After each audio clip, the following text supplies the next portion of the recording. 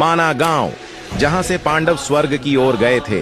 जी हाँ, वही माना गांव जहां भगवान श्री गणेश ने महाभारत लिखी थी और सिर्फ यहां से ही सरस्वती नदी के दर्शन भी किए जा सकते हैं। पहले इसे भारत के अंतिम गांव के नाम से जाना जाता था, पर अब इसे बदलकर भारत के पहले गांव के नाम से जाना जाता है। माना गांव चमोली डिस्ट्रिक्ट में आता है और बद्रीनाथ से इस गांव की दूरी सिर्फ 3 किलोमीटर की है। इस गांव में स्थित गणेश गुफा में ही भगवान श्री गणेश ने बैठकर वेद, पुराण और महाभारत लिखी थी। गणेश गुफा के बारे में कहा जाता है कि जब भगवान श्री गणेश जी वेद लिख रहे थे तो सरस्वती नदी अपने रौद्र रूप से बह रही थी, जिससे कि भगवान श्री गणेश को वेद लिखने में बहुत दिक्कत हो रही थी। तो उनके मना करने के बाद भी जब शोर कम नहीं हुआ तो गणेश भगवान ने सरस्वती नदी को श्राप दे दिया कि तुम इससे आगे किसी को भी नजर नहीं आओगी, और इसीलिए सरस्वती नदी सिर्फ माना गांव से ही देखी जा सकती है। इस गांव से थोड़ी ही दूरी में स्थित है